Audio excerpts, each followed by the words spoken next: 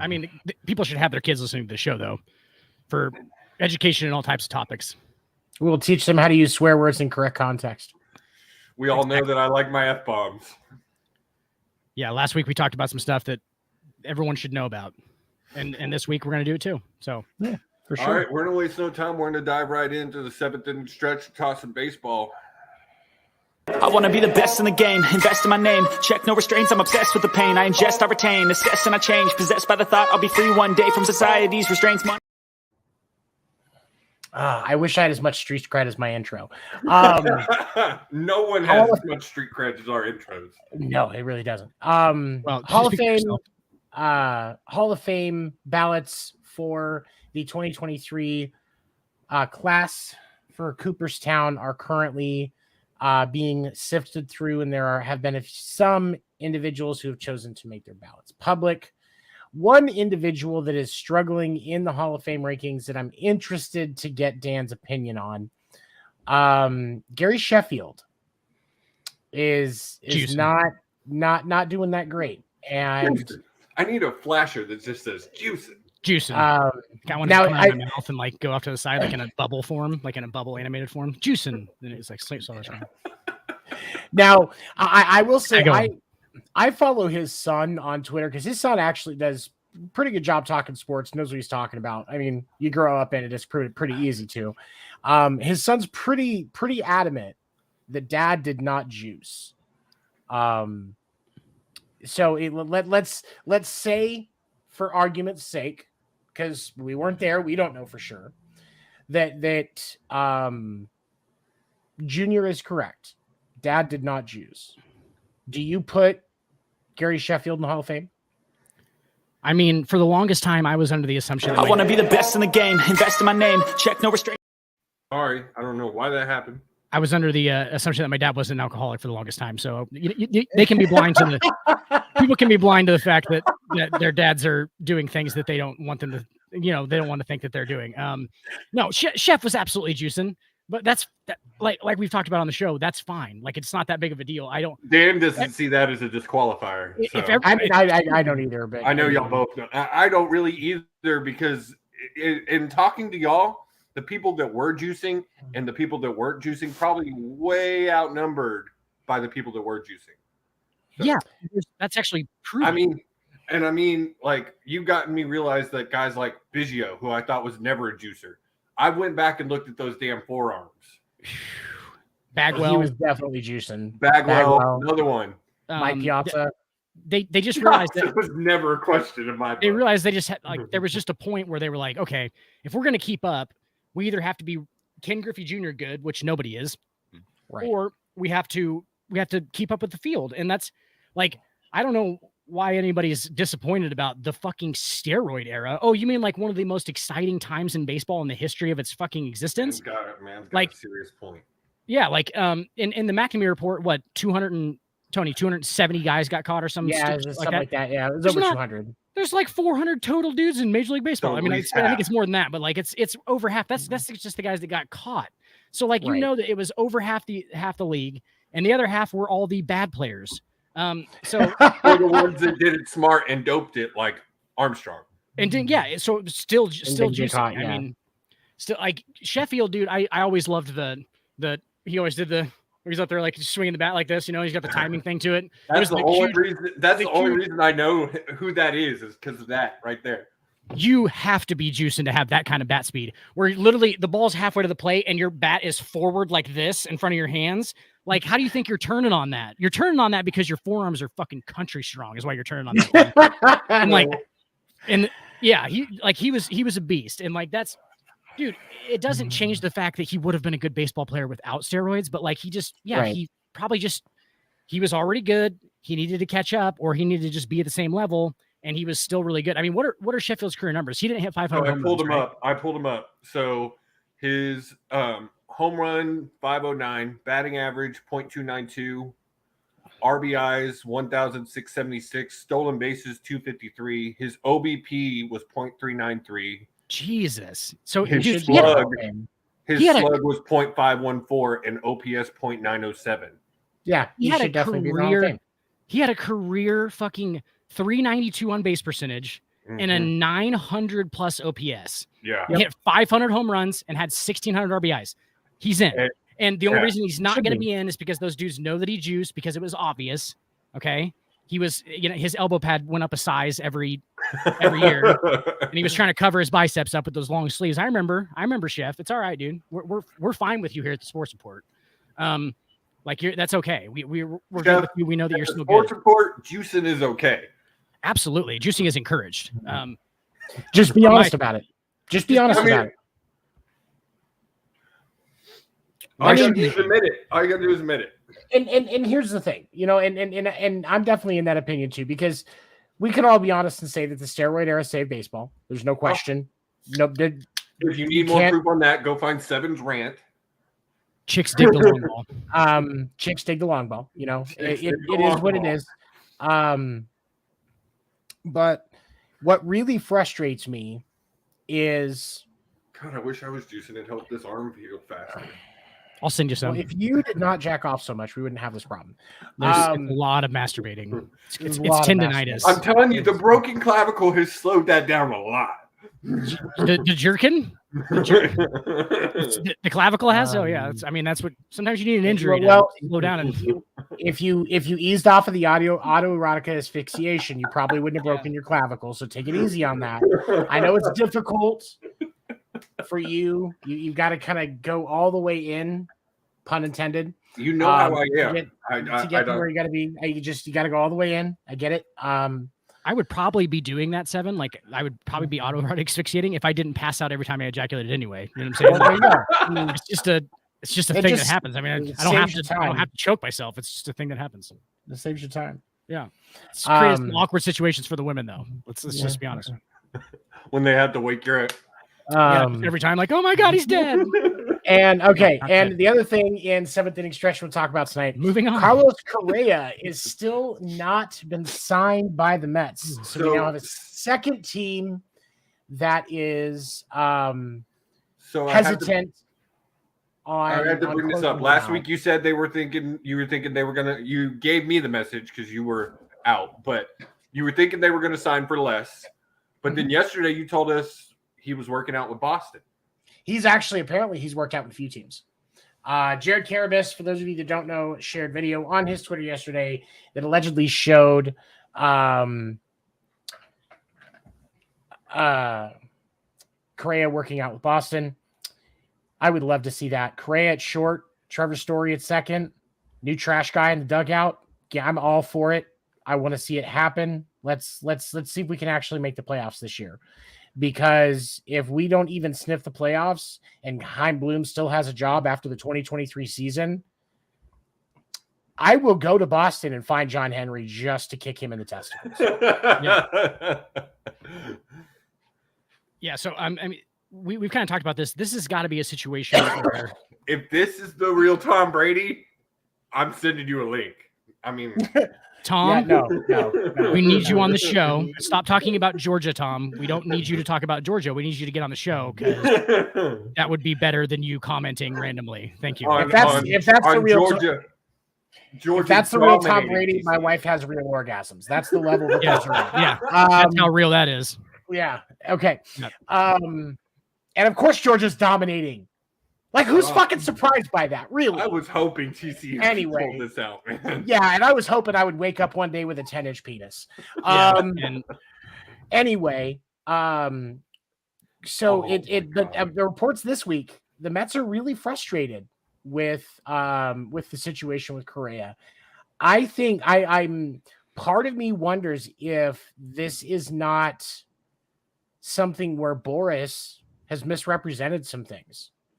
Scott Boras is legendary as an agent for getting his players paid, which I fully support. Players getting every dime that they're worth.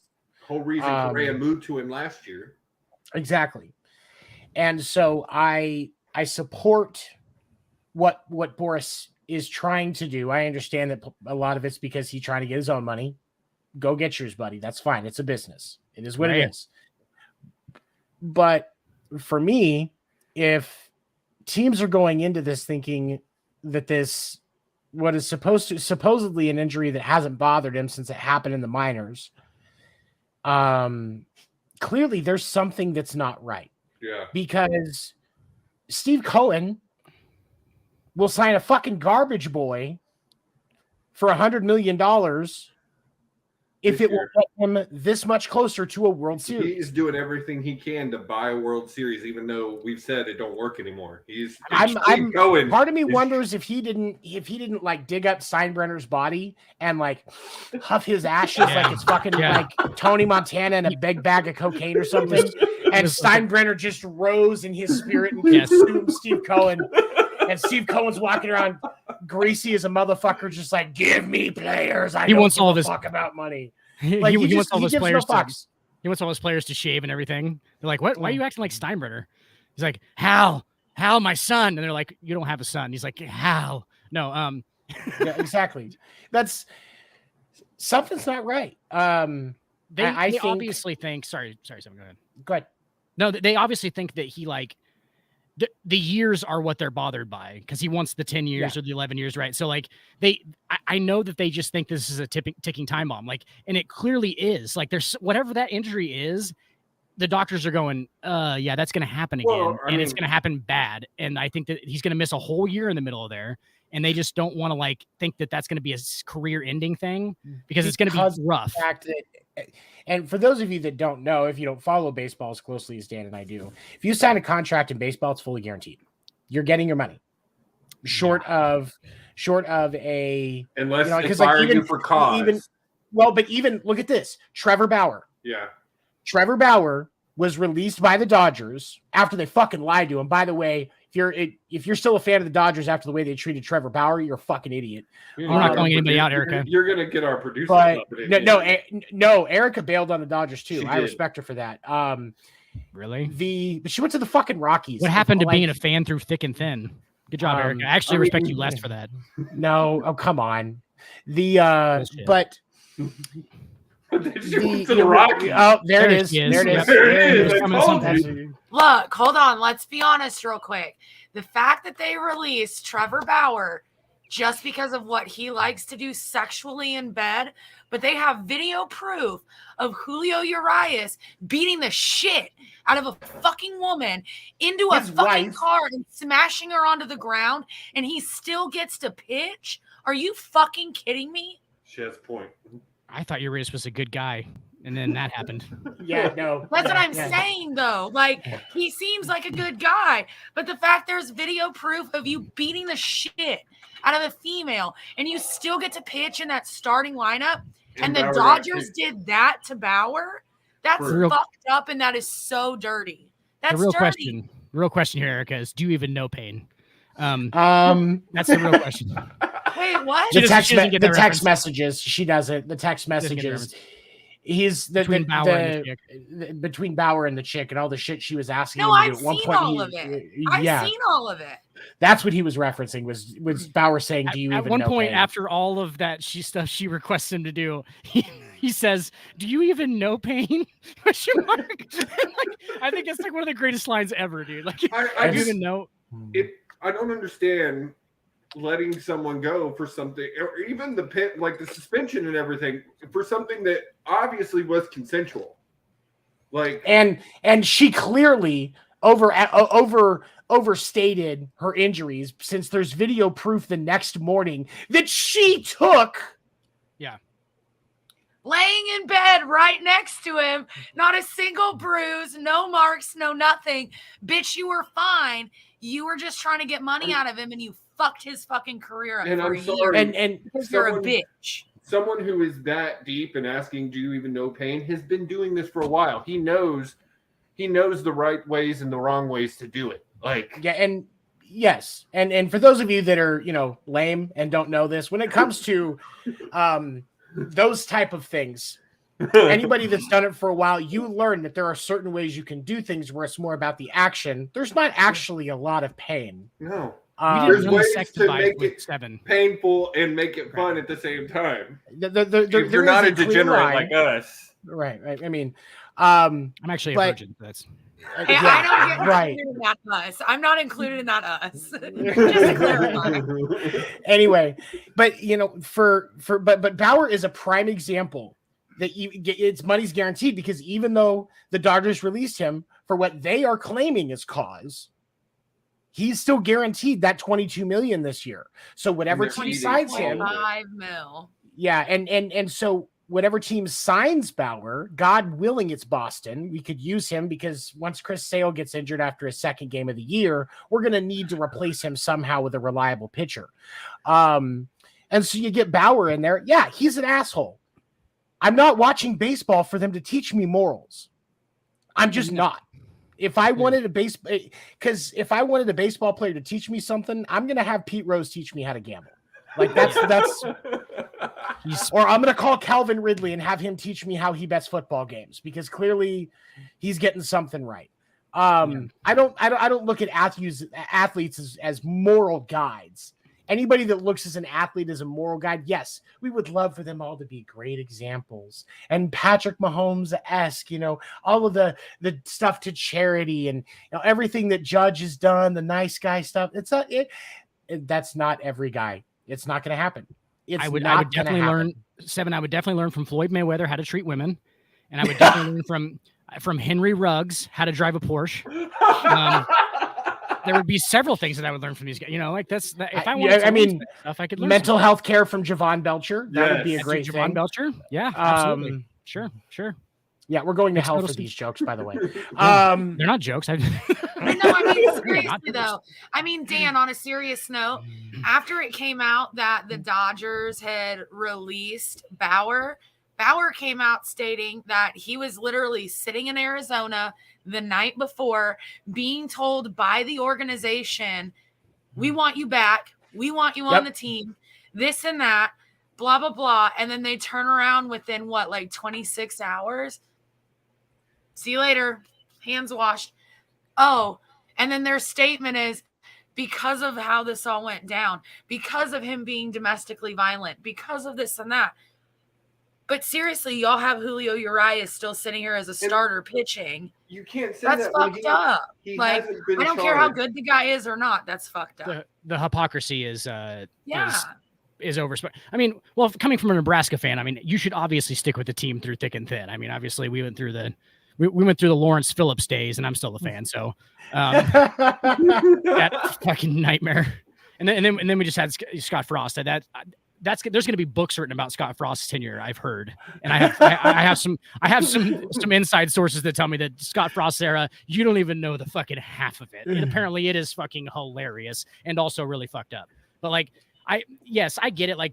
But you just leave it's not. The Dodgers as a franchise aren't their management either. Yes, they are, but you can't. You gotta. It's the same thing I do with the Texans. You can't separate it because it's 90% of my anger with the Texans isn't it the coaching staff, isn't it the players? It's the ownership. It's the ownership. It's Cal McNair. It's Nick Ciceros. It's those guys in the front office that piss me off more than anything. And I would not be surprised with the Dodgers if this was an ownership decision too, because I'm not claiming that Bauer is a saint, but somebody that is that effective and had an entire year of rest on his arm, but stayed ready just in case something happened and he was going to get to pitch. There is so much pent up focus, and there is going to be a huge chip on his shoulder.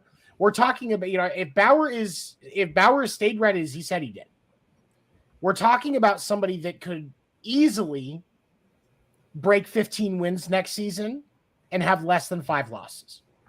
In about a 3.1 ERA, somewhere around that area, 2.7 to 3.1, be a legitimate 2-starter. It'll be sub 3.5. I'll be going to look great in sub pinstripes. No, he's going to look great. He's going to be in Boston. No, he's going to look great in Astros orange. No, nobody looks great in Astros orange. Nobody looks good in Astros. Josie and I actually have a claim to Trevor Bauer because he wants to be somewhere where he's going to win. So Boston's not really the place to go at this point. Fair enough. You got me there. Let's be honest. Yeah. So he doesn't need to get paid anymore. He's been getting paid for sitting down for 2 years now. So he's good with getting paid to sit down. I think he's because and the team that signs him, veteran mini deal. That's all you have to pay because the Dodgers are paying everything else. And crazy. He's gonna want to make the Dodgers pay him every dollar that they have to. Erica, I'm starting to understand why you might have why you might have ditched out on the Dodgers, but I mean, don't get me wrong. I'm still a Dodger fan, still diehard Dodger fan. I always will be, but I'm just not happy with the choices that they're making. They're making it very, very difficult. You got rid of Turner. You got rid of Turner. You got rid of Bellinger. Turner. You got, sorry. You got rid of Turner. Okay, you got rid of Trey Turner. You got rid of Justin Turner. You got rid of Bellinger. I knew what you meant. Like they've wiped the whole team out, and it's like it's really sad to me as a Dodger fan because that's the team that Lasorda and Scully built up, and they're now both gone. And everything that has fluidly been 100% through Scully and Lasorda, in my opinion, it's gone. Like it's just sad to see that like both of them are gone, and now pretty much the teams that they helped build are gone on top of it, and then to see how they're treating Bauer. I mean, like that's really shitty for them to be treating Bauer the way that they're treating him. It's like the double standard because Urias is okay, but you have Bauer over here that was in a consensual sexual situationship that both of them signed up for, and the female decides to turn around and hey, I'm going to be a bitch and try to get money out of you. And the Dodgers can't even try to, okay, hey, let's just let him play this year out. We already owe him $22.5 million. Just let the dude play. Because if you go look at the fan base, 3/4 of that fan base wanted him back. Once he was found innocent, everyone wanted him back pretty much. And it's just, it's sad to see how they did it. They listened when it came to Carrera, but y'all didn't listen when it came to Bauer. It's just like there's so many things that it's and one of the things that I say that makes this situation so frustrating for me and why I feel bad for Bauer, again, not saying he's not perfect or not saying he's perfect because he probably isn't. However, as Shannon Sharp loves to mention, you can indict a ham sandwich with a grand jury. Yep. But Trevor Bauer, despite all of these allegations, two of them, two grand juries denied to him, but I indict him. Two. It takes not very much to indict somebody. Just like with the Deshaun Watson situation, two grand juries did not indict Deshaun Watson. Again, not saying the dude is perfect. Yeah, what makes Deshaun look guilty is that he still settled with all of those women outside of court in civil cases. He did not. He did not have a choice. He could have been innocent of all 26 claims. He did not have a choice. Especially when you have that many accusations against you, you may as well just pay the money. And you make enough playing, you'll get it back. You're okay, boo-boo. Right, and that's the thing is like it's there are so many people that were so focused on Deshaun because of the volume of accusations. But even as a victim, somebody that's been a victim of sexual assault and grew up in an abusive situation at home, accusations do not equate to guilt. 100%. Seven, we've talked about this ad nauseum on After Dark. Right. Thursdays, 10/9 Central. But yeah, we've talked about this ad nauseum, and it's like the accusations, like Tyreek Hill, for example, didn't do fucking shit to his kid, but guess what? He's gonna get there's people who literally still think like, well, why does he go beat his kid up again? I'm like, dude, shut the fuck up. Like, seriously, you're an idiot. Every tweet that Tyreek Hill does, go onto Twitter. There's always every tweet there will be at least one nutsack, and if I catch one that's a day old, it's multiple. Like it's there. It's just the way it is, So those things, I mean, Deshaun Watson, it's always going to follow him, whether he's guilty or not. Trevor Bauer, it's always going to follow him, whether he's guilty or not. That's just the way that it is. But I still respect that these individuals have rights. And so that's something that's exclusive to athletes and famous people too. Do you know what I'm saying? Because if a normal person gets exonerated of basically all of those charges, and it's like clear that they didn't do it, they can pretty much move on from that. You know what I'm saying? You can leave it behind. You can leave the place that you were living that all that these happened. Athletes cannot do that. Like they really can't. Like it's just it got out to so many people. It was like, oh yeah, well he raped that chick. But I'm like, no, not really.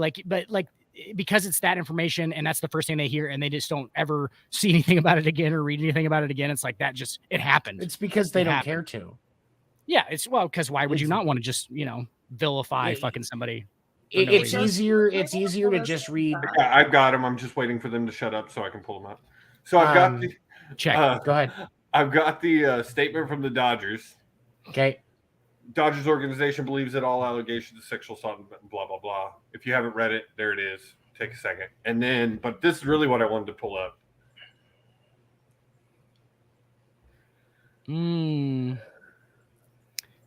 should probably, yeah. I'll read it. While we're unable to communicate throughout the administrative leave and arbitration process, my representative spoke to Dodger leadership immediately following the arbitration decision. Following 2 weeks of conversation around my return to the organization, I sat down with Dodgers leadership in Arizona yesterday, who told me that they wanted me to return and pitch for the team this year. While I'm disappointed about this organization's decision, I appreciate the wealth of support I've received from the Dodgers clubhouse. I wish the players the best of luck forward to competing elsewhere. Those words are very carefully chosen there at the end. That was tailored by his management. But I think the easiest way for the Dodgers to show that they're truly pieces of shit, and I hope that they do this, is to trade Mookie Betts and Freddie Freeman to Boston for Tanner Houck and I'm thinking definitely you get. I was gonna say you get your Dahlbeck, yeah. Maybe give him Cassis. Because we're getting Freddie Freeman. Yeah, you guys can have Dahlbeck and Cassis. Both. You can keep your people, and I'll keep my people, and I'll have that little bit of dignity to still say I'm a Dodgers fan. Please don't ruin this for me. Erica, I feel like you're really dodging this conversation. I feel like you're dodging it. Man, I wish I had Will. Okay.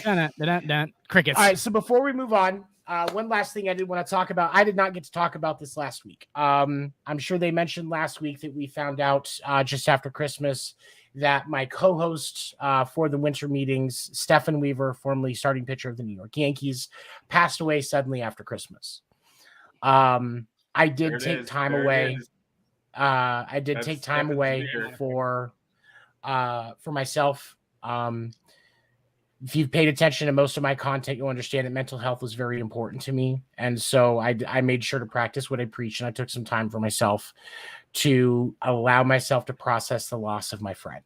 I do want to give a very special thank you to Dan the Dick Warner, who sent me 2 cards based his National Downs minor league card from 1982 and an autographed card that that Stefan did sign. Damn, he was good looking. That's a Joker card from the Yankees deck. Yeah, it was Joker card from the Yankees deck. You can kind of see back there, along with the strangest certificate of authenticity I've ever seen. From a back alley deal in New York. Right. He signed it. Good. It's like in the bench warmers when they're trying to hand over that birth certificate, and it just says I'm 12 with $100 bill in it. I think it's pretty close to the same thing. I actually authenticated that autograph though, Seven. Yeah, we did. We did. Stephen, on the show. But Craig was the one who authenticated it because Craig knew it was his autograph before Stefan did. That's interesting. Stefan, for those that don't know, about 11 years ago, 10 and a half, 11 years ago, Stefan suffered a major stroke and almost died. And baseball was one of the few things that he had retained most of his sharpness with. It's one of the reasons why he enjoyed doing the show. And we actually, we were a joy. It was a joy having him. He had retained a lot of his baseball knowledge and experience, and was even networking with people that he used to work with in the Yankees organization that we were going to have on next year. It was heartbreaking to learn of his passing because he was so passionate about baseball. He was passionate about, having fun, and he was very supportive and encouraging of me and my development with my craft and what I do. Was very proud of the fact that he had been sober for 20 years. So I will take the second to say that if you're struggling with alcoholism, get help. It's worth it. And I just say that I'm going to miss my friend. I'm going to miss my co-host. And most importantly, I'm going to miss the one person that I know played for the Yankees, but still said, fuck the Yankees. That sucks. because he loved his Red Sox. He told me some great stories, and I will cherish that time with Stefan forever. I speak with Stefan's daughter, Megan. She had got married in the last few months, if I recall correctly. And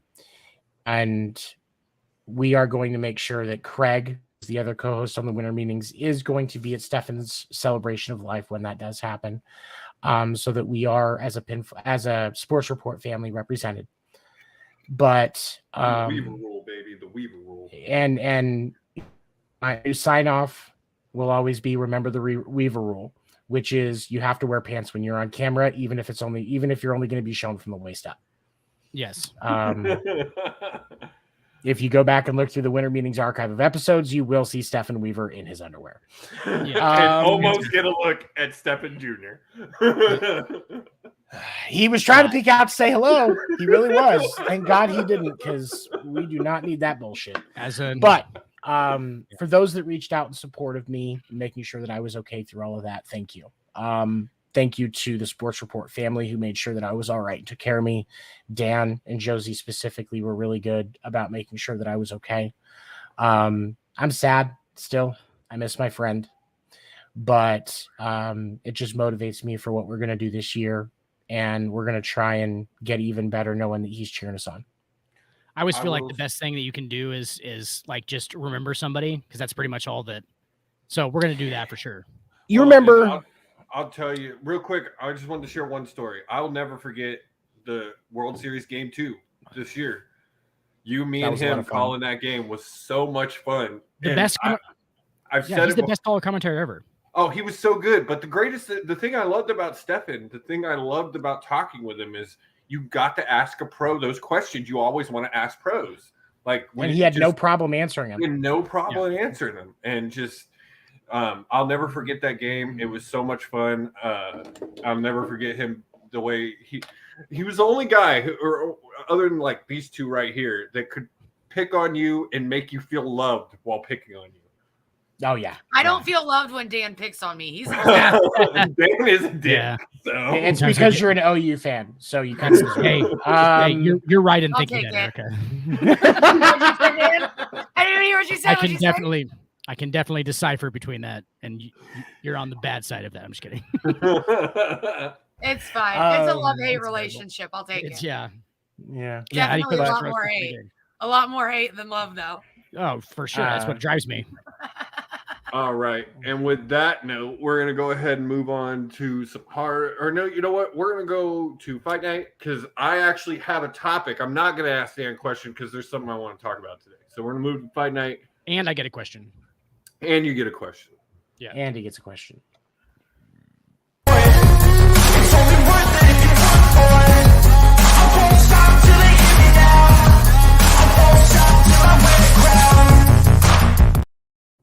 Real quick, though, it is 65-7 Georgia with 7 minutes left in the fourth. 65-7. 65-7. Oh, by the way, talking to athletes about issues, if we're going to look up for them, let's go ahead and get help from Tony Stewart on anger issues and driving tips. Yes. By the way, thanks Lane for that one. Sent that one to me. That was great. Henry Ruggs and him both driving tips. So but at least Tony and Stewart, Tiger. the person that Tony Stewart killed, was while he was competing. Yeah, and the guy was in the middle of the track, so not Tony Stewart's fault. Yeah, definitely not. No. Yeah, he probably tried to hit him too, which is fine because you're in the middle of the track. No, I don't think he did. No, he did. So, before I get to Dan's question, I do have a thing I want to talk about.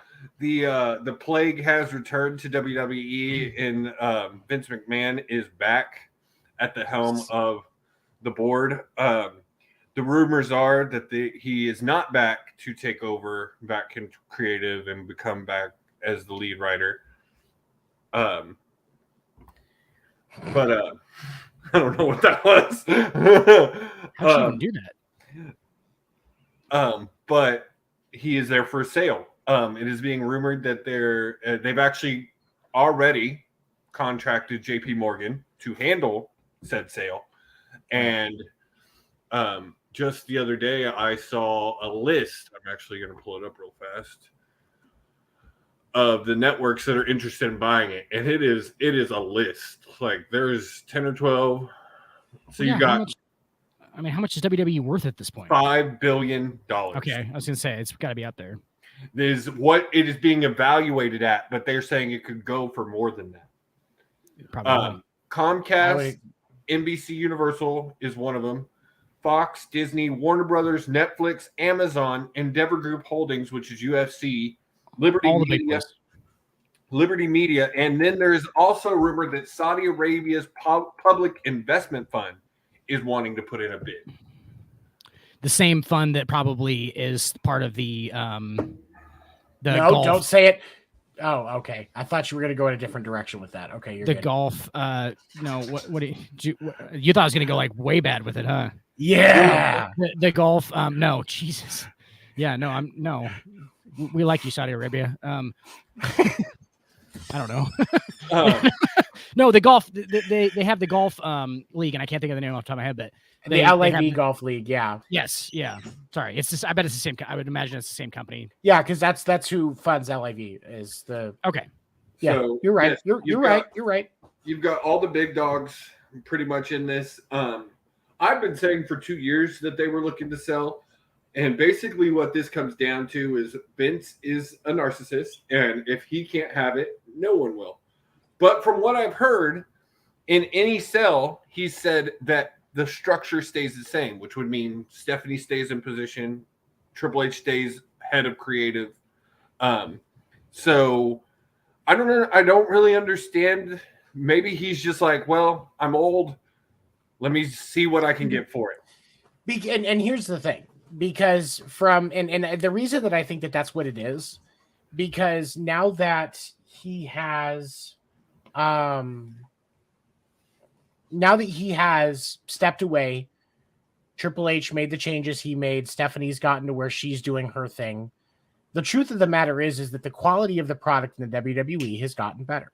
Oh, yes. And I'm not going to claim that we're looking at Attitude Era level stuff here, but the truth of the matter is it's gotten better. And so now he knows that he can hand it off, and as long as it keeps that same structure for at least a while, that they will be able to have that as a successful brand that the purchasing party can take over.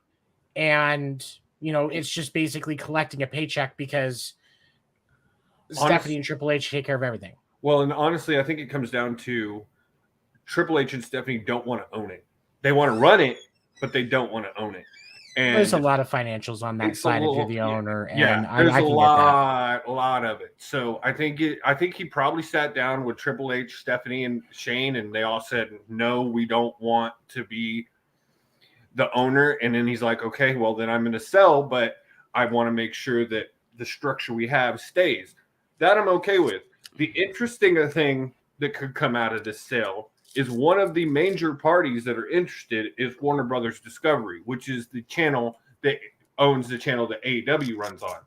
Be very interesting if they ended up with Warner Brothers Discovery, and you might actually finally see some of that AEW WWE crossover that everybody wants. Yeah, merger. I don't know if merge because AEW Warner Brothers doesn't own AEW. They just have the TV rights. But you would have some kind of but you'd be able to work more with them. It wouldn't be competitive because professional wrestling universe. Yes. Monday Night Wars from back in the day without the actual spike and hate of each other, the hate that Bischoff and Vince had for each other. You could theoretically, with something like that, you could still get closer to that era of a feel, but you can write it better. You can have better matches. The technology is better, so you can do more with it. I like what you could do with something like that. I think that's good for the wrestling community. Just to throw it out to the wrestling community, think about this. You could have a Shield reunion that people think are never going to happen because John Moxley just signed another long-term deal with AEW. and Roman Reigns and Seth Rollins aren't going anywhere from WWE. If this happens, that's possible. There's other things. You could see matches like MJF versus Roman Reigns right now instead of maybe when MJF goes over in 2024. There's a lot of things that could happen with that. I do believe I would say the second quarter, WWE is sold. I don't think it's going to take Vince long. He's going to get the offers. He's going to decide which one he wants to take, and he's going to take it. And especially with the fact you're already bringing in JP Morgan, that means he's not wanting to waste time. He's wanting to get it done. So I would say by the latest mid-year, June, July, it's done. That's realistic. All right, Dan, what's the question? And now he's going to take off his headphones. Yep. Well, I was going to say about McMahon too. Do you think a lot of that could be posturing though? Do you think he could be like, that seems like something he would do to just like, and by posturing, I mean, he's saying that he's going to keep like all of these people get to stay in, the management side of it. If he sells it, whatever, like I'm going to sell it on my terms, blah, blah, blah. But like, if I buy a motorcycle, guys, and the guy before it that sells it to me says, hey, I want you to keep it stock, or I want you to keep it this way. Do you know how hard it is for that motherfucker to stop me from modifying that motorcycle after I buy it? It's different with a business when it's going to be in the contracts. There's going to be rules. Yeah. But and what it'll be is there will be like a sunset clause on it. Like you got to keep Stephanie and Triple H in their positions for this time, 2 years, 5 years, whatever it is. And then whatever you do is up to you. They can still fire him for cause or whatever, stuff like that. But it's going to be more about, it's something where if that's going to take place, it's going to be in the contracts with a sunset of like, I would say anywhere from 3 to 5 years. Right. The interesting thing it will be is if a streaming company buys it, like Amazon or Netflix. That will be really interesting to see how that works, because that company is bigger than Netflix. I wouldn't say it's bigger than Amazon, but it's bigger than their streaming service. And so I could see Amazon trying to make a power move to get some. Well, Amazon has been one of the people I've always said. It was Amazon, and to me, I thought NBC was going to really fight hard for it because they already have the rights to Raw. And that's one of the reasons Vince decided this now is the TV rights have to be negotiated this year. And he wants to sell before the TV rights have to be negotiated. I'd negotiate them first because it might increase the value. That's my personal opinion. Right. Well, okay. So the rumor is that he came back for the sell and to negotiate the TV rights. So maybe he negotiates it and then sells. So, but also that's going to be a hard point too, because right now it's on NBC and Fox. If NBC buys it, they're not going to want one of their shows on Fox. So maybe that's it. Maybe he fights with NBC to get both shows on NBC and then sells it to NBC. I could see NBC making a play for that, because the truth of the matter is that while NBC puts out some decent content as far as their sitcoms and their shows are concerned, USA, where it's at, mostly sports, they don't have the consistency that Fox and CBS do with shows. And obviously CBS is king in that regard, but NBC just doesn't have the consistency. I mean, it's really hard to name a solid NBC show, which, they produced Brooklyn Nine-Nine, but it was on Fox's network.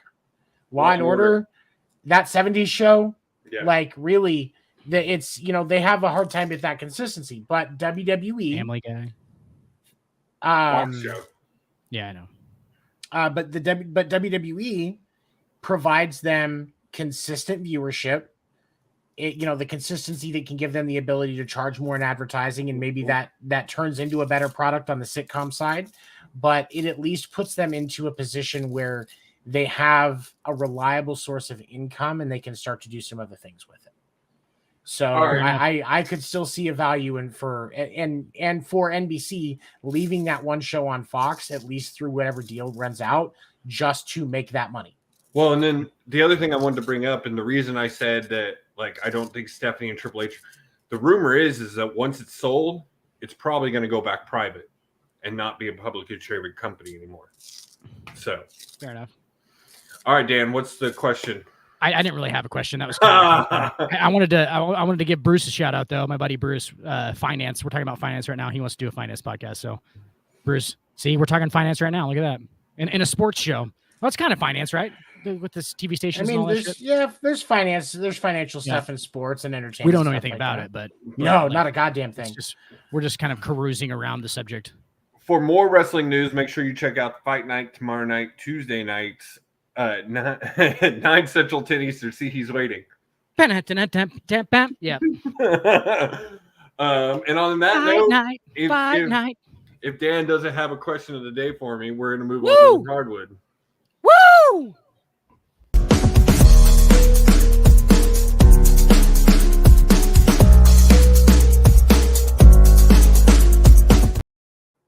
One thing I don't know. Wait, what? Doesn't even matter how hard you try. When did Chester show up here? When did the ghost of Chester show up? He's got to put on. You know, he hasn't said it yet today. He hasn't said it. Oh, he's going with the crisscross style.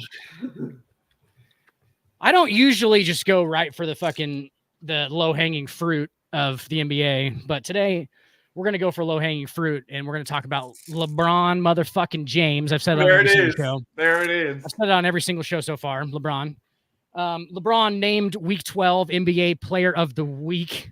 The Lakers went 4-0. He's averaging, I'm going to say this real quickly, 35 points, 9 rebounds, 8 assists for the last week at 38 years of age in his 20th NBA season. How many minutes per game is he playing, Dan? Close to 40. He's putting up about that 40 spot. And how much play time is in an NBA game, Dan? 48. It's 48 total. So there's only 10 minutes out of the game where he's not on the court. 8 to 10 minutes out of the game where he's not on the court. Basically, and 2 minutes, if they're winning, the 2 minutes of that is the last 2 minutes. Or if they're losing really bad, which has happened in the last year and a half, but not recently, but in the last year and a half, they have been losing a lot of games. So he sits out. So some of those minutes, are garbage minutes where he's not in the game because they don't want to get him injured or whatever. They're keeping for the next game. Right. And he'll sit a lot for rest and stuff like that. Not really though. That's the thing. He hasn't been sitting out a lot of games. If this is, let's rewind to 2003 when Michael Jordan was 39 years old, I believe, or 40, something like that, playing with the Wizards. Michael Jordan was still Michael Jordan averaged over 20 points a game. I don't know the exact number off the top of my head, but I think it was 20 points a game, something like that. 3 rebounds, 3 assists, at 39 or something like that. If this is Michael Jordan right now, this becomes deity type stuff where he can walk on water. He dunks it from half court. He hit 19 threes in a row against the Utah Jazz in the finals. I think that we're overlooking the fact that this is LeBron James. It's such a, Tony and I talked about this the other night. We are taking this all for granted. This is, dude, there is nobody. We talked about this last week, Dan, because I had seen I can't remember his name, Nick Wright. Nick Wright talking about how LeBron, it's crazy to think that LeBron thinks he can go 7 more years. But then you look at the LeBron we're getting at year 20. This is insane. It's crazy that this man is able to do this in year 20. So to say he could do this for 7 more years isn't necessarily out of the question. I don't know that I would go as far as 7, but 5. No, that's what he said. 5, that's what he said. 5 to 7. I'll give it 7's not that and Josie's saying, but 7's not that far out of the realm of possibility. And what he continues to do, what he's done his entire career, he was around for that first part of when the NBA was still everybody got to foul everybody. It was it was so physical.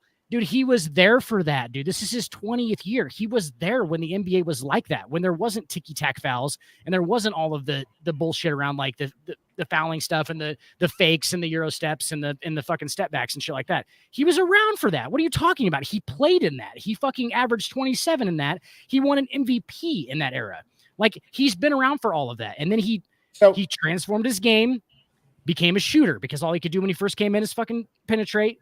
And then he comes and he goes he becomes a shooter, and he's just continuously reforming his game, and now he's doing it with age. So he does mostly power stuff now. Like, he bullies his way around a lot. Like, there's a lot of bullying. There's a lot of fucking, I'm stronger than you. And all he's going to do the rest of the time is he's going to get bigger. He's going to turn into he's going to turn into Karl Malone, like a mix between Karl Malone and Dwight Howard, who can pass the ball and run an offense. And he's going to be playing when he's 43, just out there with a gray fucking beard and his gray hair. No hair at that point. And playing with his son and shit. And he's going to be averaging like 24, 10, and 8. And we're going to be like, well, and the haters are going to be like, well, fucking NBA sucks now. I'm going to be like, I'm going to lose my goddamn mind when that happens, because I know it's going to happen. And I'm going to lose my mind on people, because like we are taking this for granted. Just because you hate him because you think that Jordan was better, that's fine. We can deal with that. No, but go ahead. Jordan's last 2 years with, when he was playing for the Wizards, yes, he was 38 and about 39. Okay. Yep. 2001-2002 season, he played in 60 games, averaged 35 minutes a game, 22.9 points, 5.7 rebounds, 5.2 assists, and 79% from the line. 22, 5, and 5 is what he averaged in his year 38 season.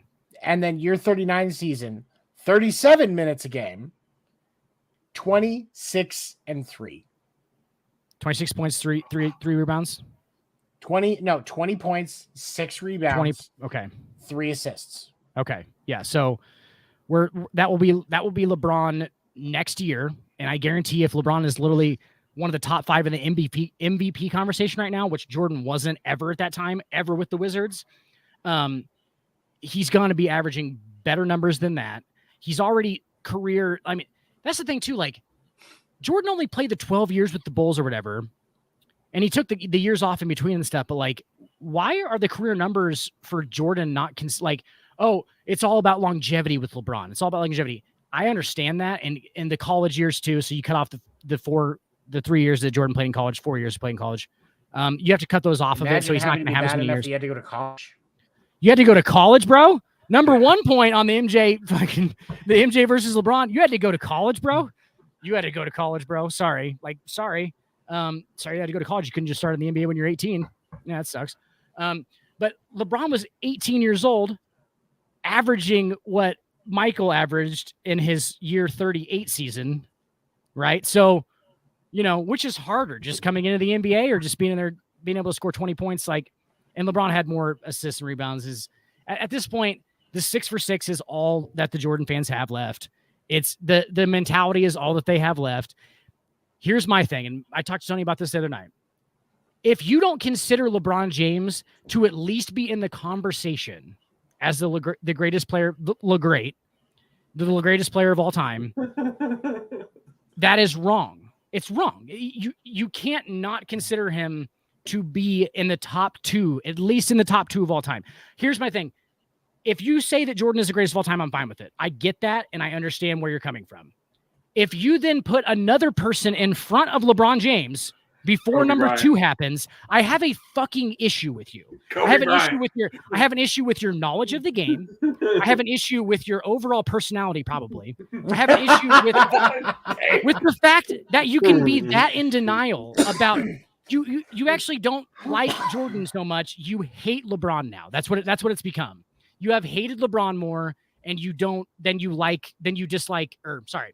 LeBron more than you like Jordan. That's the thing now. It's no longer about Jordan being the best. It's about somehow degrading LeBron James into a lower role. So let's not even put him at 2, dude. We don't even have to put him at 2. We'll put him at 4. I'm like, stop. Oh no, stop it. Just stop it. Stop it. Top three players to play this game are LeBron, Jordan, and Kobe. There's no argument for Kobe, LeBron 2-3. LeBron James is the second greatest player of all time, at least. I am of the opinion that he is the greatest of all time. That would be a minority opinion. But all I'm saying is you have to put him in the top 2 at this point. I don't think there's any other way that you can do it. And I think that I will kill anybody who tries to put anybody in front of LeBron James. Try and put Kobe in front of him. I will absolutely murder you on every statistic available. Plus the fucking, Just What for was he fun, just for funsie, I've tried that, and he slaughtered me. And I don't know basketball nearly like this man. So It's just, I mean, it's just ridiculous. Like that's my only point to the whole thing is like, I understand why you would think Jordan's the greatest of all time. I get it. But like, if you're putting other people in front of him for number 2, you're just hating on LeBron at that point, which is why all this shit comes in the first place. it also has to do with age, because just out of this discussion, I asked my dad recently who he would say, and he doesn't even put Kobe in the list. It's Jordan, Wilt, Stockton. Like it's just the age. I get it. But here's what we're talking about though too, is like that's his opinion on it. And I understand that. Like I totally get that. And people are absolutely entitled to their opinions. But I'm talking about factual stuff here. Like the actual factual statistical evidence behind what we're talking about. There's only 2. There's 2 guys that are the greatest players in NBA history, and then there's like 18 feet of shit, and then there's like 3, 4, 5. Then you can start kind of mixing around whether it's statistics, whether it's demeanor, whether it's what they did for the game, whether it's championships. But if all of those things are combined into one, and you're looking at the greatest of all time, I think there's only 2 guys. There's only Jordan. There's only LeBron. And if that's not the case, I don't know what else to do with you, because I think statistically and just every different metric we have to measure it by, that's all that's left. So and if you really want to hear this debate, I'm setting it up. I'm going to moderate it. It's going to happen soon. Dan and Stacks versus Will and someone else who supports Jordan going at it for the greatest of all time. We're going to bring everybody. I think is what we're going to do. Like, I think we should just do Will, and then Will gets to fucking just bring everybody on, and just everybody can come after me and Stacks about LeBron. And I think that's like how we should do it. Like, I'm just gonna be there. Just yes, we all get, like, we should do it in a timed debate like fashion. I actually went on Google and Googled debate format so that I could we could like figure out, because you have to make all the points, and like I want to do it like a high school debate where you actually have to, like go on and like somebody wins at the end. Like I want to do it like that, like so that there's cases made, and we have to have yes. I'm gonna have that. Yes, exactly. And you just do the fucking and like we're gonna actually have legitimate cases made, and you have to, considering all the evidence, and an unbiased decision is come to at the end. And I know what the decision is going to be, because there's so much politics that works behind it and everything. Me and Stack's going to do the best that we can, but it comes down to the fact that Jesus Jordan is going to be the GOAT, and that's what's going to happen at the end of it. That's fine. I just want that to be a thing where it's at least we separate into James's fucking at least the top 2. And if you don't believe that, we're going to convince you of that. We're not trying to convince you he's the greatest. We will try and do that, but it's not, it's going to be fun. But at the same time, LeBron James, NBA Player of the Week, age 38. Jordan never did that. Jordan also never had a, relationship with his wife where he could basically fuck women as long as she okayed it. So that's another thing that LeBron has over Jordan. And I mean, okay, this is the thing. I don't think I'm polyamorous. I don't know if I've ever said that on air, but the thing about it is the amount of celebrities that would blow people's mind. I've been to a lot of these couples clubs, and you have to sign an NDA when you walk in there, because the chance that even in Austin, Texas, you're going to see someone that's famous is about 50-50.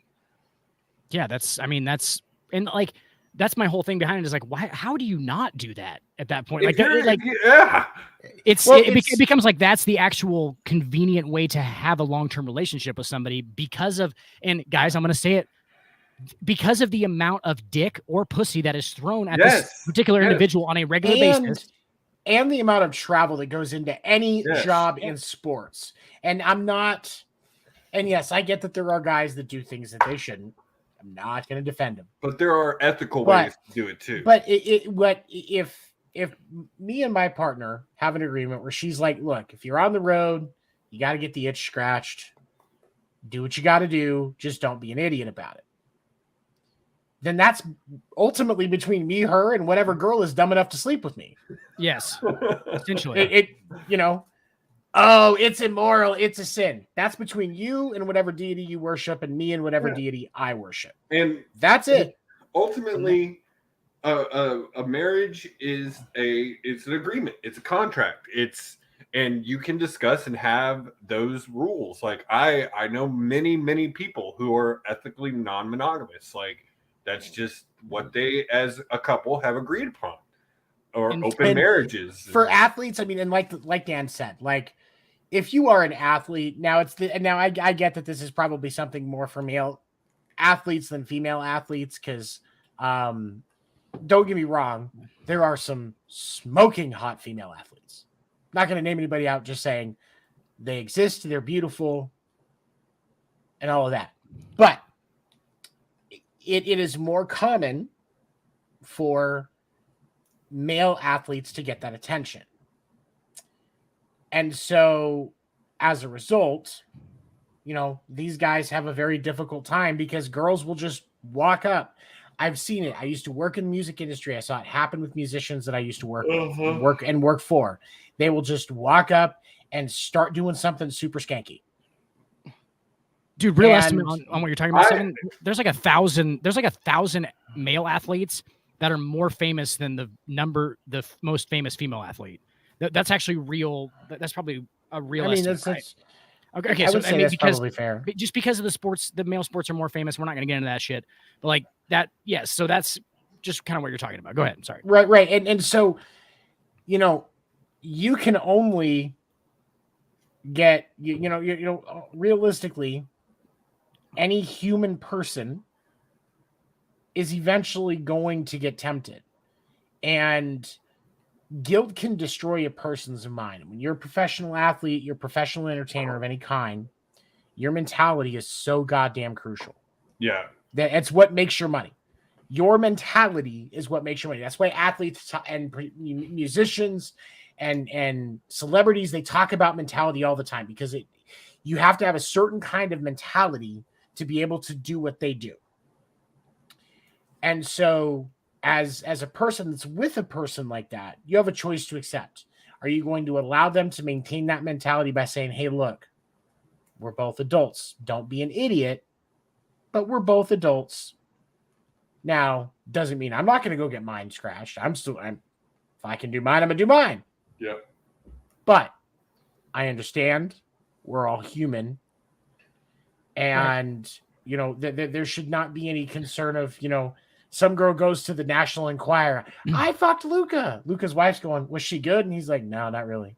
Like, that's the conversation. Well, my question is like, a lot of these times, these guys carry NDAs on them for these very situations. Sign that shit. Doesn't that from a spouse on either side, say you have a famous husband or wife who's an athlete, doesn't that show love though too? Yes. That that's going to happen. Like that's going to happen. It's being realistic. It's being realistic and respect for that person. Respect, understanding, honesty. Like that's kind of what it's fucking about, guys. Right? Not making a person feel bad because they did these things because they get it thrown at them on a fucking constant basis. Like that seems to be the compassionate way to handle a situation of that magnitude. Well, I was going to say, I haven't worked on the level of what Seven has as far as in the music industry, but I have worked sound for some dive bars, and I've seen bands that are just local bands, groupies throw it. Like you were saying, Seven, I've literally seen Dan and I have seen that. Yeah, Dan and I have seen that. I've seen a groupie walk up to a lead singer of a band who wasn't a popular band and just grab his dick. Yeah. You remember it was there was a Tim McGraw and Faith Hill tour. Tim McGraw was on stage with his wife. She was right there on stage. And a chick reached up and grabbed him in the crotch in front of his wife. Do you not know what Southern women do when you trigger their crazy? I was going to say that's a couple I doubt there is. Was she a Chippewa? Unless they're shared. I mean, don't get me wrong. They probably, they do what they do. I don't know anything, but they do what they do. But in public, to just reach up and think it's okay That to takes grab a some dude's dog. Serious balls. It takes some Right next to serious his wife. stupidity. Take some serious, yeah. Was she a You don't- Chippewa, Tony? I don't know. She's Maybe super she's a fucking Chippewa. white. No. I think that was his first girlfriend. But how do you? He's not Native American. Bullshit. No. But you can't look down on them for doing that. It's out of convenience, respect, and compassion. It shows a loving relationship, a Mhm. loving, understanding, honest relationship because of the situation that you're in, which is a very rare one. It is. Anyway, LeBron James, Player of the Week, hardwood. Moving on. All right, yeah. I Here's want some to ads we can run real quick. Yeah, I'm gonna run a couple of ads, and then we're gonna move on. I have been drinking a lot of beer. The huddle. I want to just cover the TCU Georgia game real quick, and then get into the playoff picture and Black Monday. So we got a lot to talk about in the huddle. We'll be right back. That slaughtering of a fucking national title game. That's good for numbers.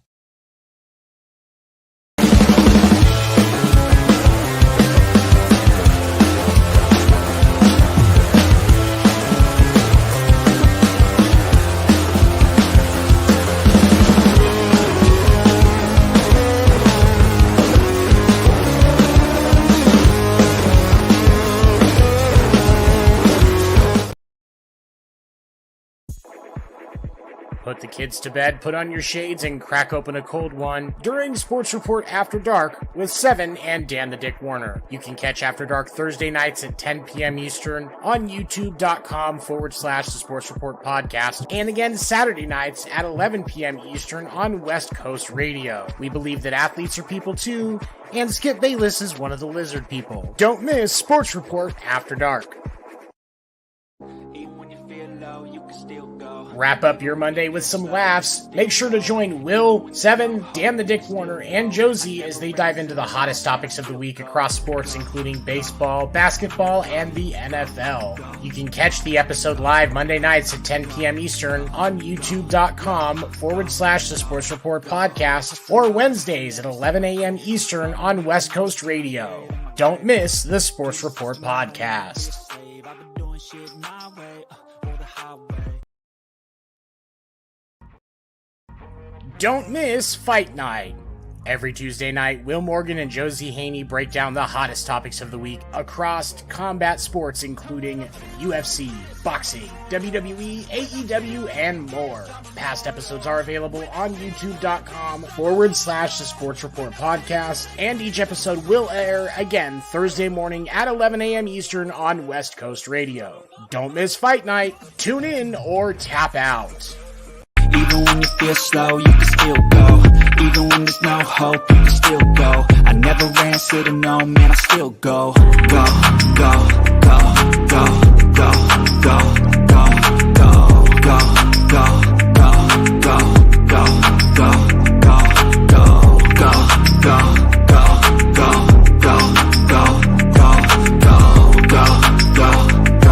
go, go, go, go. You got a mind, but even that could change. You could flip the gray matter like some batter in your brain.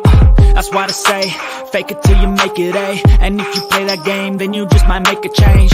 Rearrange all the bad to okay. Take the worst thoughts saying, turn them to a game. Take the best thoughts saying, put them on display. On repeat in your brain till you're feeling no more pain. Never slow yourself down, you can do some more. Push past all the pain and you'll find a door. Open it up and finally explore everything that you thought you could never.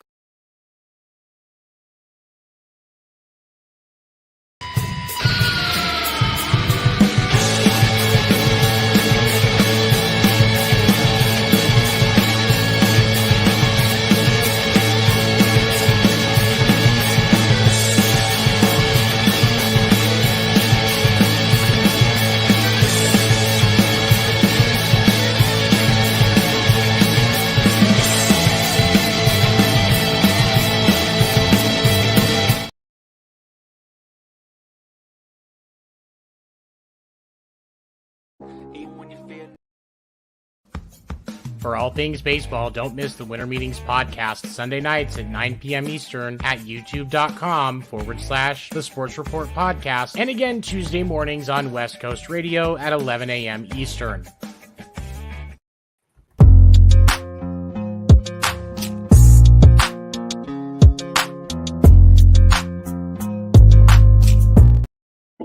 We didn't even mention Mr. Morgan is not here tonight. Man has the flu. Sounded like crap when I talked to him this afternoon. Nobody noticed. Told his ass to go to bed. Nobody noticed. Damn. You're All a dick, right. man. You better will. So real quick, the final of the National Football college football playoffs was 65-7 Georgia. God dang. I was expecting a whooping, but that is a beating. There hasn't been a game like that since 1995. 95, the old Nebraska Cornhuskers rolling over Florida in the national title game. You got to find a way to bring the Cornhuskers in it every time. I mean, of course you do. There's your quarterback for that game right there, Tommy Frazier, on that little helmet. No, but yeah, that's a rolling. That seems like that's misscheduling, is what that seems like. TCU should not have won That the tune-up playoff. game, or like, that opening game of the season tune-up game. Yeah, TCU should not have won the game, the playoff game. They got lucky to win that game against Michigan, and Michigan was Georgia's only loss this season. So it should have been Michigan versus Georgia. We all know that, but it wasn't. And man, but TCU has been a scoring team, man. But they just couldn't get anything going against Georgia. Georgia now a two-time back-to-back champion. First one to do it in the college football playoff style. So it also shows the level of talent difference between the SEC and the Big 12. Oh, yes. Okay. So that's what it's definitely showing you. So as a scheduler, I understand that the people who scheduled the tournament, or like the ones who were putting them, you have to pick the four. Yeah. You have seeding. to, yeah. The seeds, you have to look forward and go, okay, so what national championship games could we get? Like which ones could we get out of it? And out of the ones that you could have gotten, this is probably the only one that would have been a blowout. You should have got fucking Ohio State, Georgia in the national title game is what it should have been, clearly, at this point. I understand that you can't really predict that. You can't predict how a team's going to show up in the national title game, but TCU at this point, bro, sorry, TCU, you don't need to be in the fucking Final Four. Why are you even in the Final? If you get 65-7, man. I mean, they got it because they did have a good season, but the thing is TCU on paper should not have been anywhere near this. They should not have had as good a season as they had. They didn't have a number one QB. Their wide receivers weren't even ranked type 100. Like, they had nothing. The fact that they made it this far is impressive, but this shows you that they're just not as good as what they have been able to do all season. Also, let's not shit all over fucking TCU and give Georgia the credit they're due. This is one of the greatest college football teams to ever exist. Georgia came ready to play. Georgia took TCU seriously. I watched the start of this game, and Georgia gave TCU the respect of treating them like a real opponent, and they never took their foot off the gas. Yeah. Do you guys remember? Was that a 58-point difference for that final score or something like that? Let me tell you the breakdown. First quarter, TCU 7, Georgia 17. Second quarter, TCU 0, Georgia 21. Third quarter, TCU 0, Georgia 14. Fourth quarter, TCU 0, Georgia 13. So they did start to come off of it towards the end of it. But because they had to, because they're not going to just bury them 80 to 7. Yeah, they're not going to bury. Do you guys remember the movie Friday Night Lights? Yes. Where the dude's like talking to him, he's like, "Hey, go get you one of these. Go get you one." Like the older guys like talking to the high school players, like, "Go get you one of these." That's what Georgia reminds me of. Like that's everybody around Georgia, and they're just like, "Hey, go get you one of these." After that, it's just babies and memories. That's what Georgia's quarterback reminds me of. Like he's Stetson Bennett.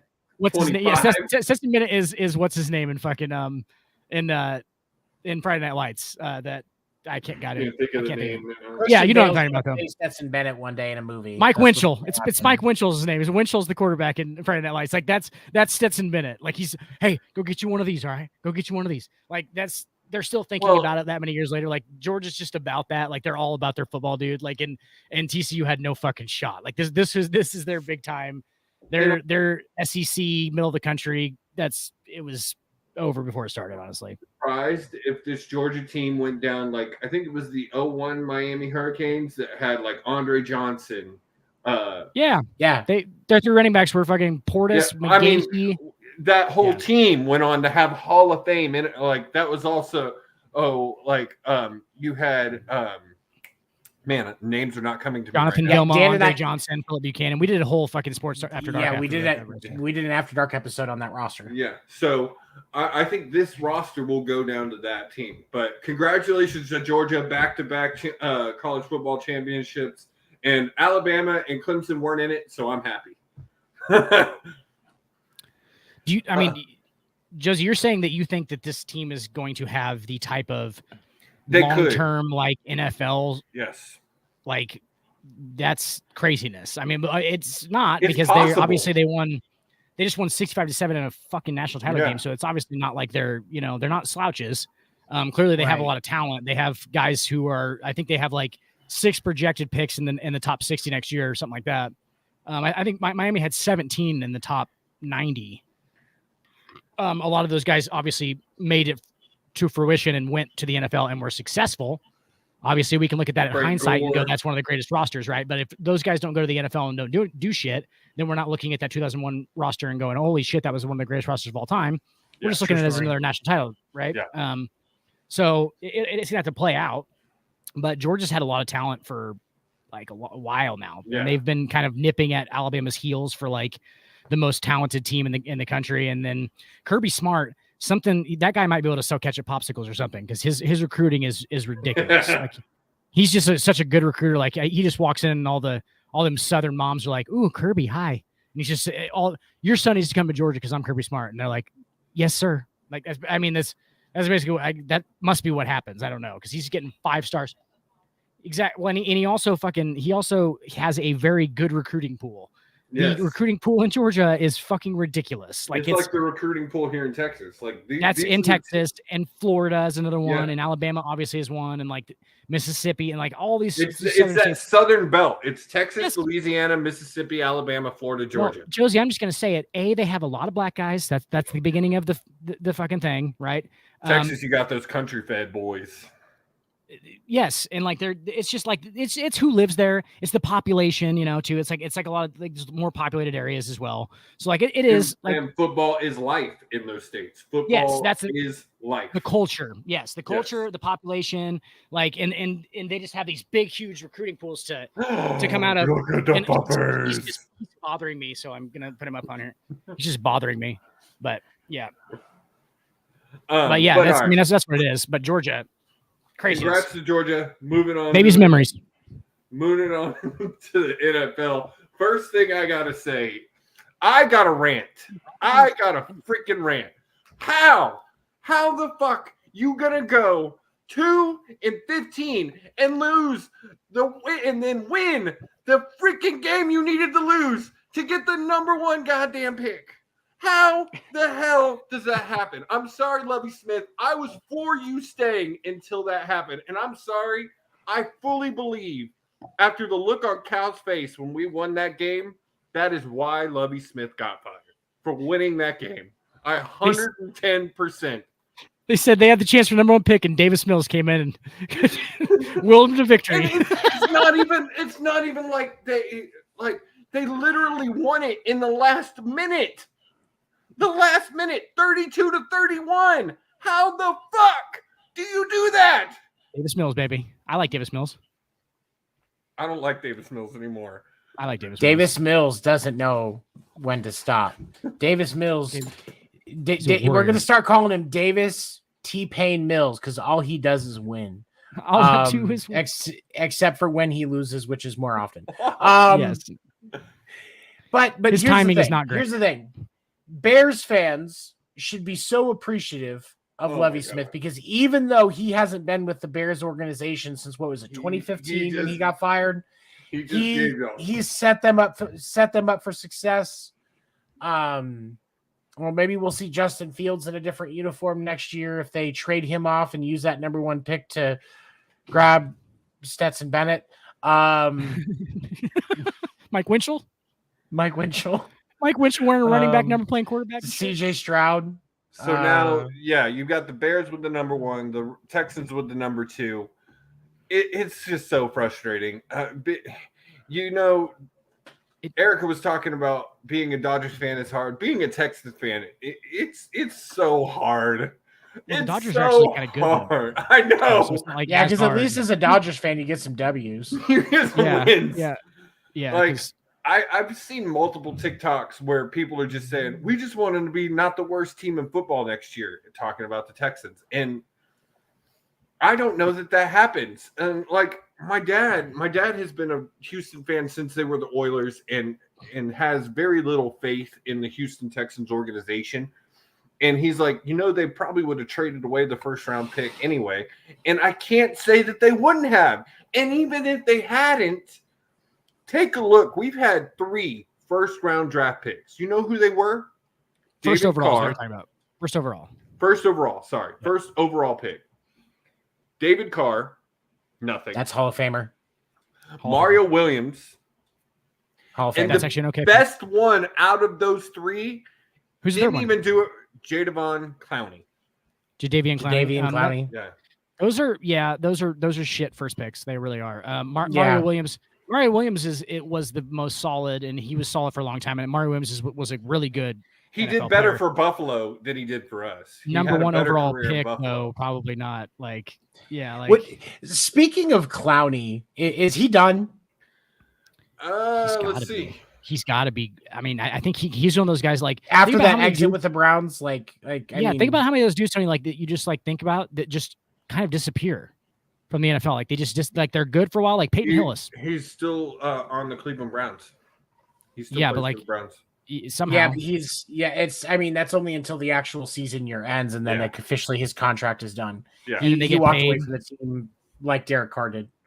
Yeah, and then they get paid, and it's like they. Well, I think a lot of the guys get paid, and I don't think they care about being great at football anymore. Like we've talked about this like at nauseum. Like I just don't think they care anymore about because they didn't never like it in the first place. I think it was a means to an end for them. And when they get paid a bunch of money to do it, they're like, I don't really want to do this though. Like I'll just take my money and run, and that's fine with me. Like if you're not going to do that, then there's plenty of guys who would. The one thing that gives me hope is that I don't know if Chicago takes a QB with their first round pick or their first overall. No, they may not. They may not. They'll trade it to. So we might have a shot of still picking up the guy from Alabama or the guy from UCLA. So that's what I was going to say though, Josie, is like what there's no like outright clear-cut number 1 player in this draft. Not this one. You don't have a Trevor Lawrence.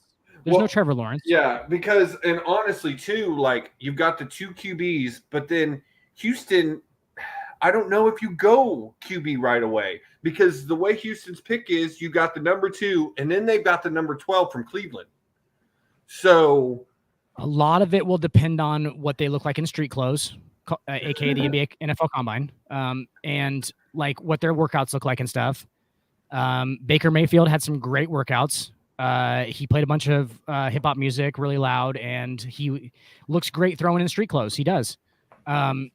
It's like it'll come down to a lot of like what these guys think about like what they look like really just running drills basically. Because that's always what happens. There'll always be one guy that comes out of it like, oh, this guy's a sleeper from North Carolina or something like Mitchell Trubisky was a sleeper from North Carolina. Like, yeah, he looks really good in street clothes. He does. I'm sure they do. They can throw the ball ways and all that stuff, but it comes down to, are they actually going to be any good? I mean, it's a crapshoot.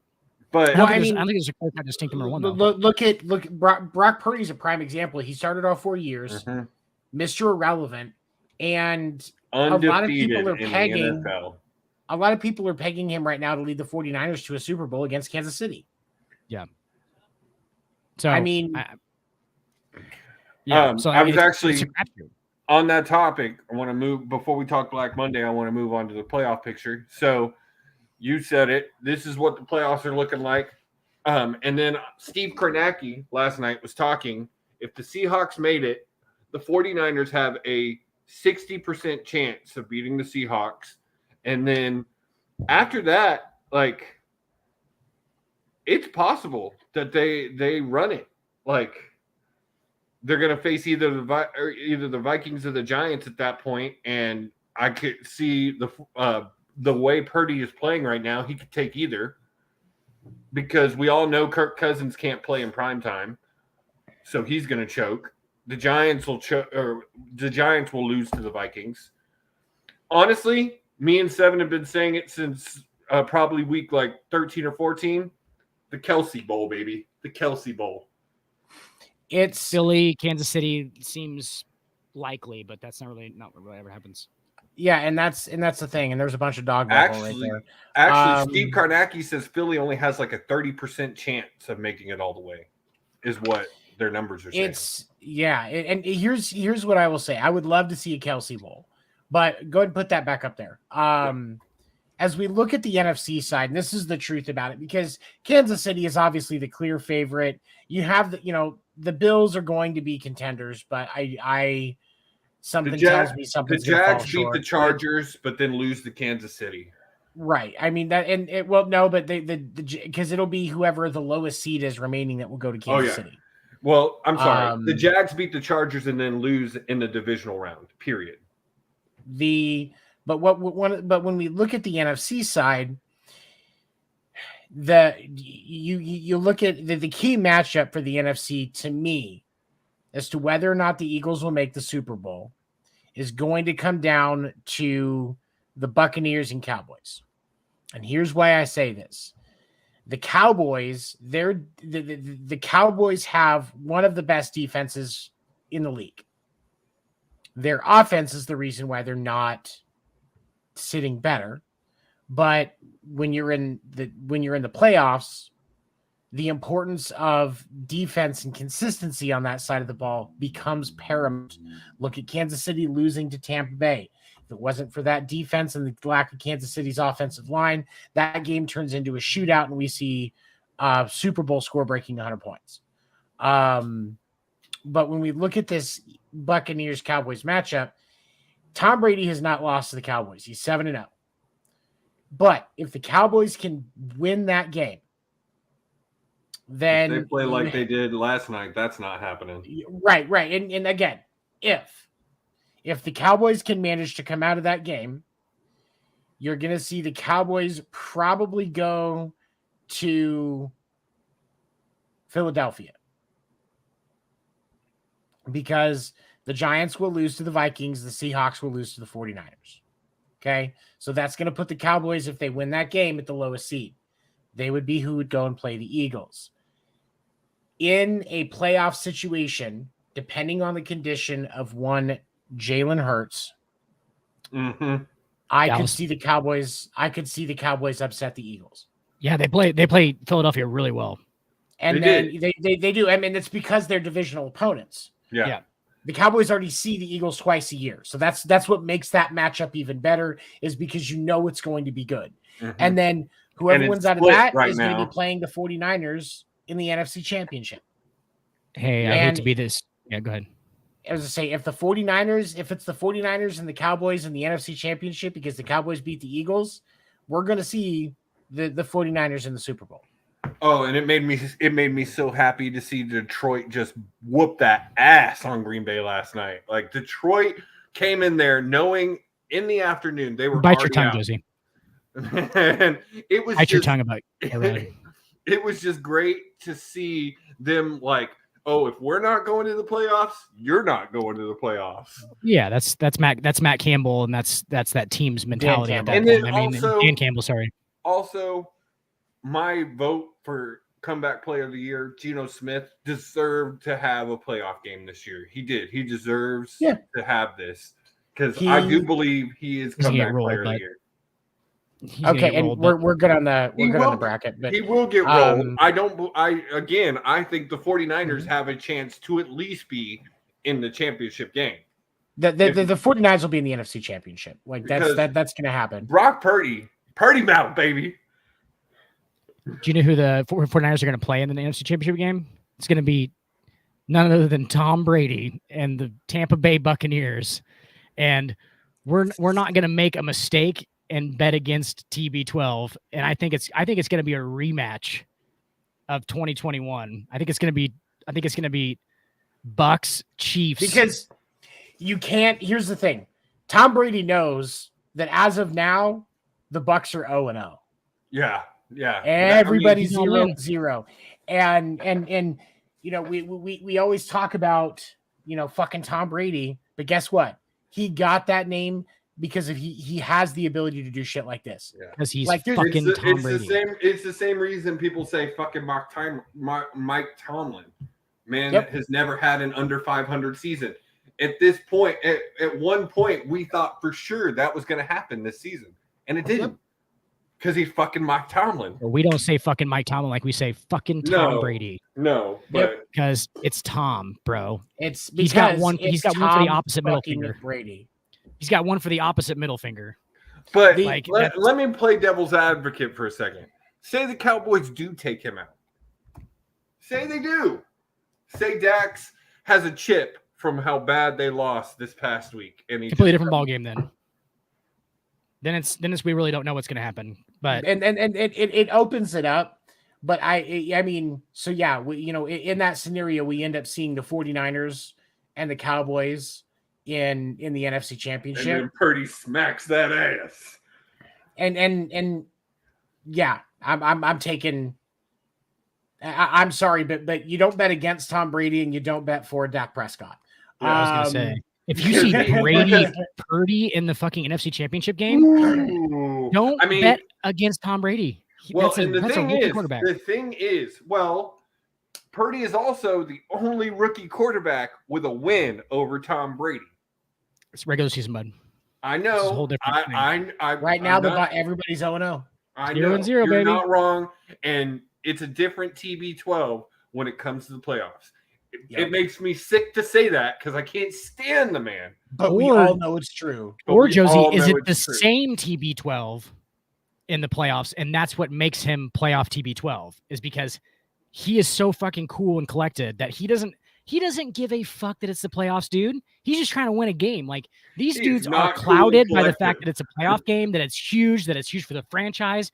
Brady's been in enough of them. He brought a fucking title to Tampa Bay, the worst team in the history of the NFL. He just goes down there year one's like, hold my beer. Here's a fucking title for your fucking franchise. Hold my beer. It was hold my Super Bowl trophy. He threw that shit across the river. Shit? You think he gives a shit about Brock Purdy? You think Brock Purdy is so much under that dude's fucking radar and his lexicon that he doesn't give a fuck about any of those guys, dude? He's like, I'm Tom. I'll fucking roll through this if I want to roll through this. And if Tom wants to roll through it, good fucking luck.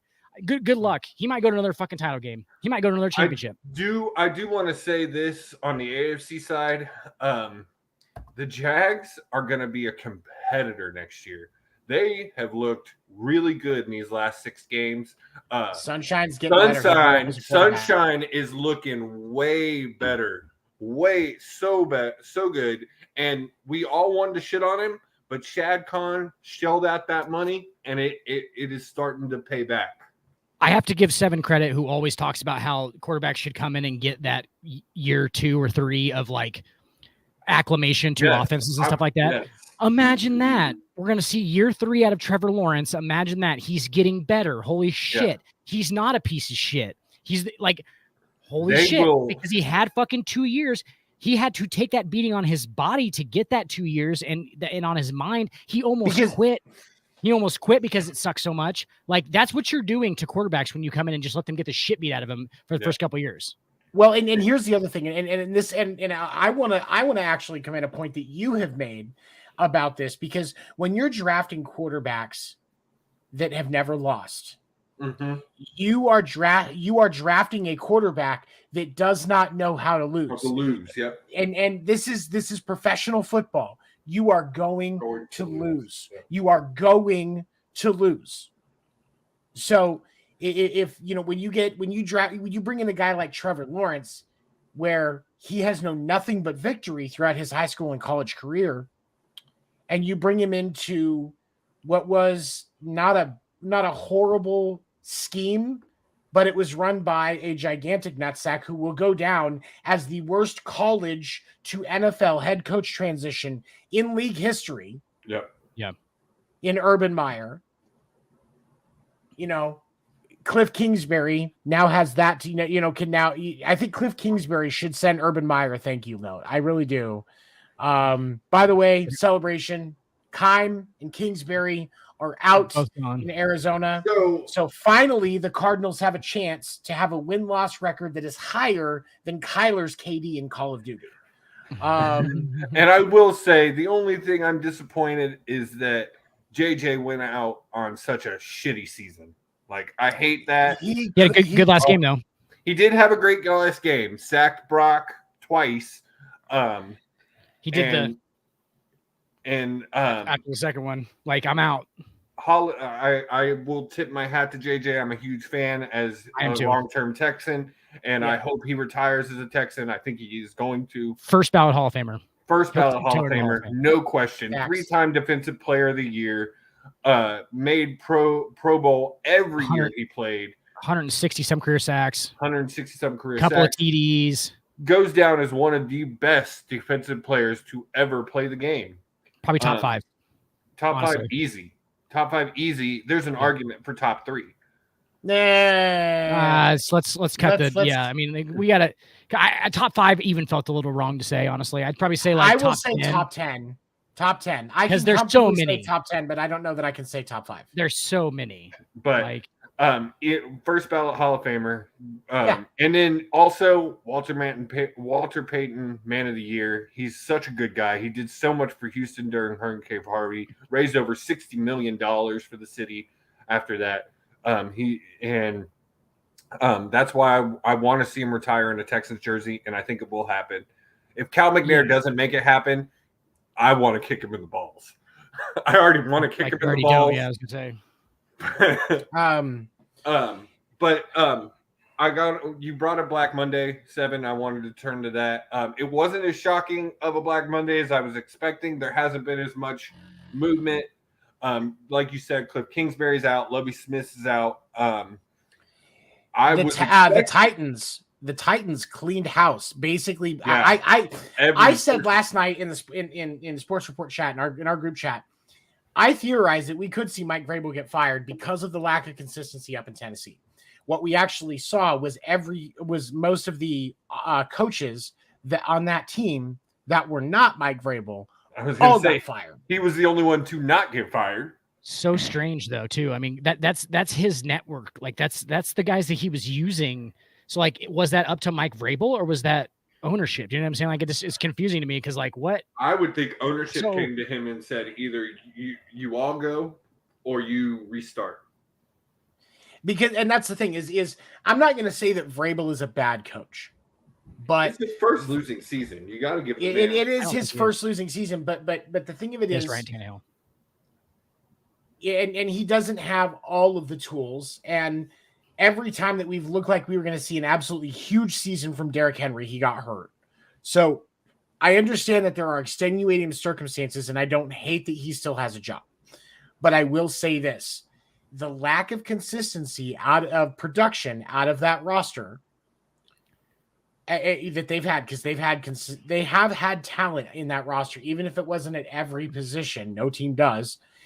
And there has been a lack of consistency. And so what I think happened is they said, hey, look, either we clean everybody out or you clean them out and we build a new set. And you show us next year that you can close, because that's Mike Vrabel's problem. The only team that blew more leads than the Titans this year was the Raiders. Yeah. That and obvious. Yeah. Go ahead. And then did you all also hear that a couple of NFL teams have gotten permission to interview Sean Payton? They can't interview him until the 17th of January, but there will be a couple of NFL teams sitting down with him. The Broncos, I expect the Cardinals are the Broncos are the ones that are, I think they were first to punch on that. That's the one. the Cardinals will interview him, but the Cardinals are actually taking a long, hard look at Vance Joseph. They're interviewing a few other. I know they've already requested to interview a few other candidates, but something's telling me that because Bidwill likes to pull from within. That's what that is a token move for Michael Bidwill. So whatever the hell his name is. Well, and I think wherever Sean goes, you might see TB12 go, because the rumor is they want to be together. Like in a relationship? Here's the thing. In a football relationship. Or both. Actually, I think Peyton, or I think Tom Brady ends up in Las Vegas. Really? With Josh McDaniels, because Josh McDaniels is going to fucking beg him. He's going to take the bowl that they used to cut Davis's hair. He's going to take it off of his head so that the brain signals can come through. And he's going to look Mark Davis in the eye and go, look, now I can go get Tom. And Mark's going to go, yep. Yes. Okay. That's really that's the best Mark Davis impression I've ever seen. Because here's the thing. I like Sean Payton in Denver, but I don't think Sean Payton's going to want to go to Denver simply because he doesn't want to have to face Patrick Mahomes twice a year and Justin Herbert twice a year with Ciara's husband as his quarterback. With possible Tom Brady twice a year. Yeah, with possible of adding Tom Brady twice a year. Because that is in play. Tough division. Next year, and here's the thing. Tom Brady goes to Las Vegas next year. Next year, the AFC West is actually difficult for Kansas City, especially because you give Herbert another year and Chargers another year to actually build. I think we see more competition in the AFC West for Patrick Mahomes if Brady goes to the Raiders. But I think Sean Payton, I think Sean Payton interviews, but I don't think Sean Payton takes a gig because the Broncos are the worst possible coaching job you can get right now. See, I disagree because the rumor is he's already got a team together, but we're running out of time, and I wanted to ask y'all one other question. So the rumor is that Sean McVay is going to step down and walk away. Mm-hmm. Do y'all think this is going to happen? And do you think it is? What is the reasoning behind this? The reasoning I've heard is he's looking at a multi-year rebuild after being the Super Bowl champs and they've had one of the worst seasons after being Super Bowl champs ever. And if McVay walks away, Darnold was looking at retiring last year. He probably will. So if you look at McVay, like personally, it's the best choice for him for sure, because he can just go get an analyst job somewhere. He's made enough money as a coach. If he wants to come back, he can come back, and there'll be people literally just laying themselves at his floor to get him back. So like, and why would you want to go through this? Why would you want to just like commit time to this franchise when you know that this is going to be a painful and probably longer rebuild? Think about you have to think about the life of a head coach in the NFL. Mm-hmm. It's not just a job, it's a lifestyle. Most of those guys work 150 hours a week during the season and still probably 60 to 80 in the off season because they're always looking at tape. They're doing research, they're scheming, they're working on playbooks. Getting ready for the draft, and then after the draft, you're getting ready for the off season. Exactly. They're ready for preseason.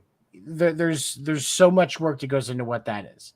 McVay has spent the better part of the last 10 years dealing with that stuff, and the lifestyle increasing. And then the last few years, he's been a head coach. Yes, he seems to have a lot of energy on the side, but sometimes you got to recharge that. You take a couple of years off because you've made so much goddamn money. And he's young. And he's still young. Very young for a head coach. Your work schedule as an analyst is roughly a third of what it is as a head coach. And you can make probably about a third of the money, which is fine. I mean, it's not like he's hurting. Yeah. I mean, granted, he's not going to get a $350 million deal from Fox to go be an analyst for them like Tom Brady has waiting for him when he retires, but he's still going to make a couple million a year. He'll use that. That'll be his gambling money. That's not enough. And and that'll be it. But I don't blame him if he does, but if he walks away and goes to another team, he takes Baker Mayfield with him.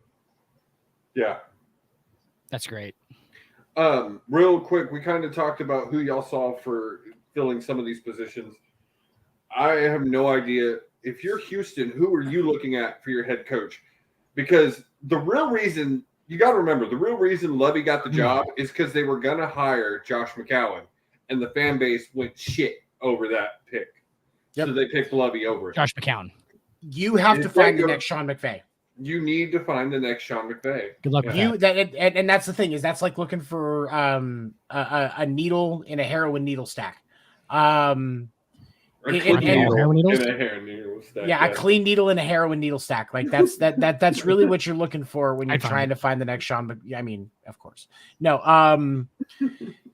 The truth of the matter is, when it comes to that with the Houston job is Houston's not as undesirable of a job as Denver, because Denver is more. It's a more. Yeah, no, it's not. No, I agree with. I'm sorry, because you're stuck with Russell for the next 2 years, no matter what. Do you guys? Whoever comes into Houston has control of a complete rebuild. They've got. I'm not going to get into this with you because we're an hour and 15 minutes in, but I think that you guys are giving in on Russell Wilson when Russell Wilson's problem is not his talent on the field. I don't think. I think that Russell Wilson's problem is you have to put kind of a care net around him that is proper for like Ciara's husband type treatment. And if he feels like that's there, then I feel like you guys are just giving, like, Russell Wilson is a talented quarterback as far as like intangibles and like physically goes. Like, that dude can throw a fucking football. He can run a fucking offense. It's all about like none of that this year, though. You saw none of that this year. Houston doesn't have one. Houston doesn't have anything. Like, Houston has Davis Mills. I like Davis Mills, but like, you can't just like your quarterback or like he's not a fucking franchise guy. You gotta find a coach that knows he's coming into a 5-year rebuild. Before you're looking at playoffs. But here's the thing, with the reason why the Broncos job is less desirable, and I will say it like this, because with Houston, you have so much flexibility with what you can do. And clean slate. He says it's a clean slate. He says it's a 5-year rebuild. I think if you do it right, it doesn't take that long. I think you're competitive in 3. Yeah, exactly. I would give you that. I would give you that. So I'm being realistic, not optimistic. Not optimistic. But the thing of it is, with the Broncos, because of the problems that team has had organizationally before the sale to the Walton family, okay, we're just factoring that in, which just recently happened. Mm-hmm. There is still so much that they have to do, and you are stuck with Russell Wilson for at least the next 2 years. Because here's the thing. I'm not saying that Russell Wilson is a bad quarterback, but Russell Wilson has to compete. Now, think about this next year. If my prediction about Tom Brady going to Las Vegas is correct, Mahomes, you have Patrick Mahomes, Justin Herbert, and Brady, and Tom Brady, or Russell Wilson. 3 of the 5 best quarterbacks in the league. All in one division. I understand. All in one division. You don't want to have to face that with knowing that it's going to take you at least 2 to 3 years to even be competitive in those games, and not just get hit in the mouth every time a division opponent comes in, which is 6 of your games a year. Also, though, like, realistically, like with the rebuild in Houston and everything, like, do you think that you're going to be so impressive in all of those losing seasons in Houston that you're not going to get fired before the next guy comes in anyway? Like, you could make some good steps in the right direction, but like, you're going 2 and fucking 15. That's why you go before you get to do anything else. That's why you go with a much younger coach. I'm talking, you don't want your coach older than 45 years old. Because the coach and this is the thing. They had a 3-year deal with Lovey. They fired him after 1 year. The guy last year only lasted 1 year. So you need to, as the coach, come in and say, look, you got to give me 3 years. No matter what, you got to give me 3 years at least. And the organization's got to agree with that too, or they are going to keep repeating this. they got to give a head coach a chance to Lovie actually probably build. said that too. And Lovie probably said exactly the same thing. Bro, I don't think, other than the bad decision he made Sunday of winning that game, I don't think Lovie should have been fired. I think they should have given him another year at least. But he did. That's the thing. I mean, like I said at the beginning, I believe that firing was really because of winning that game yesterday. Interesting. I don't know because I think the reason for the Lovie Smith had nothing. He had nothing this year. Because here's the thing. Lovie was a placeholder to calm down the fans that were pissed about Josh McCown when they figured out what to do. Yeah.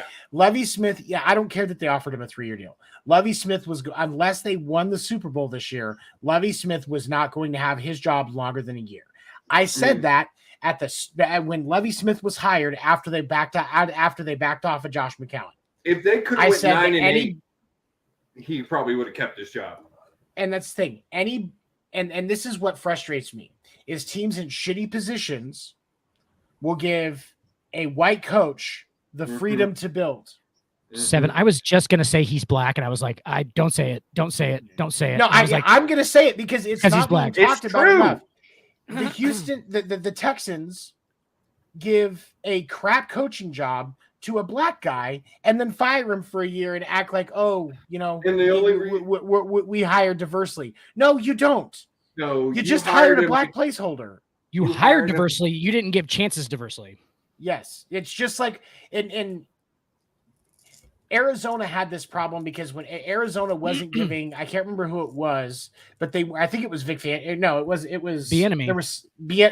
There was a black coach that they hired that did not get the ability to actually make decisions that Cliff Kingsbury got, or that Bruce Arians had when he was head coach in Arizona.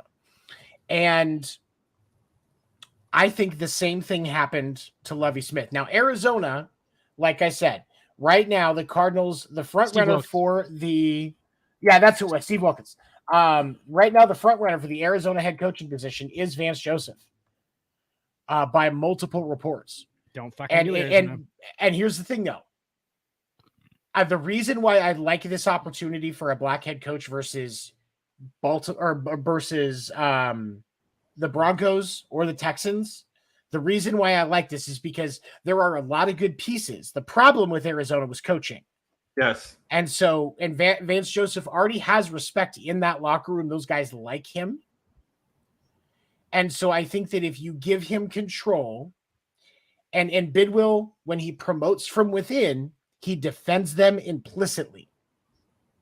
Right. That's why Steve Keim got away with so much bullshit, because Keim was promoted from within. The two front runners for the GM position in Arizona right now are both internal candidates. They are interviewing external.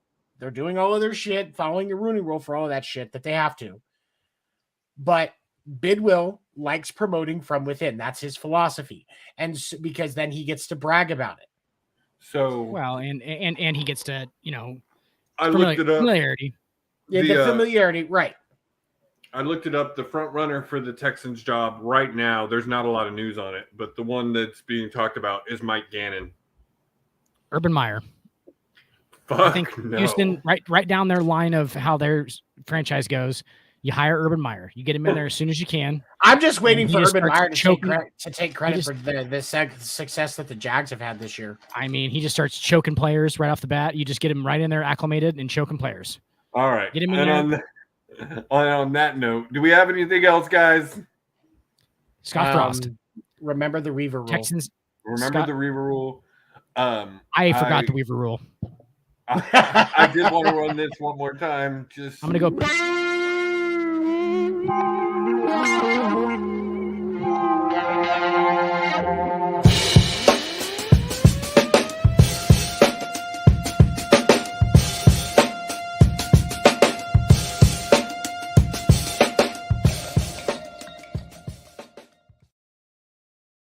That'll be on a separate screen than the Super Bowl, guys. So like when you set up for your Super Bowl party, make sure you do a separate screen with our watch party and then a screen of the actual Super Bowl so you can watch it. And that Because we can't show the Super Bowl because we can't show the Super Bowl, so our watch parties get in trouble. And I did fuck that date up. It's actually the 8th, not the 2nd.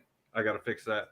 So. Fucking embarrassing. And then our people who make the fucking ads don't put the right goddamn date on the thing, so now you think it's the 2nd apparently instead of the 8th, which then you're just gonna miss the whole thing, because.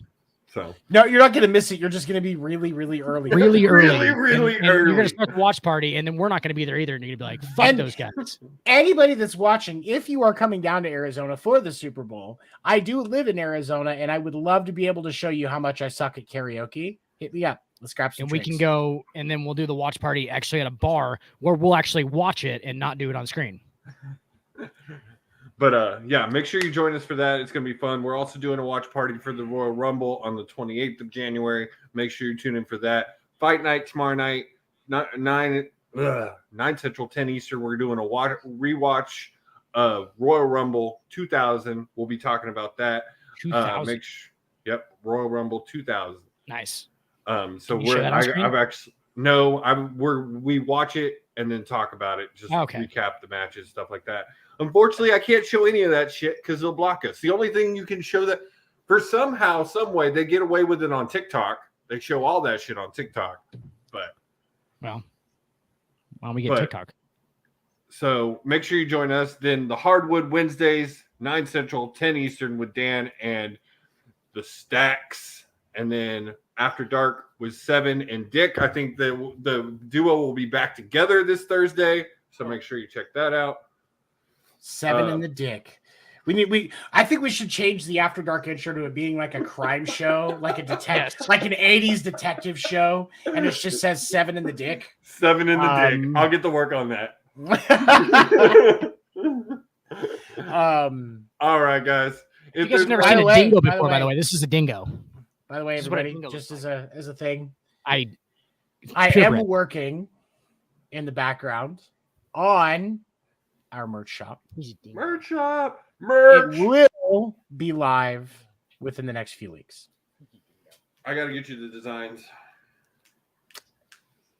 Yeah, I'm gonna. We've got some designs already done. I actually have worked with some local artists on one T-shirt. I'm thinking about handing them some money for a second one. More info on that and our first Will Morgan shirt. Yes, if you will, baby. If you will, baby. Biracial angel. About what a beautiful chocolate man he is. Biracial angel right there. Chocolate man. What a beautiful chocolate man. Get better, Will. Remember the Reaver rule. Have a good night, everybody. He's trying to play flu game from fucking Jordan. Bullshit. Jordan flu game, poison game. You gotta come on, score 45. Even when you feel slow, you can still go. Even when there's no hope, you can still go. I never answer to no, man, I still go. Go, go.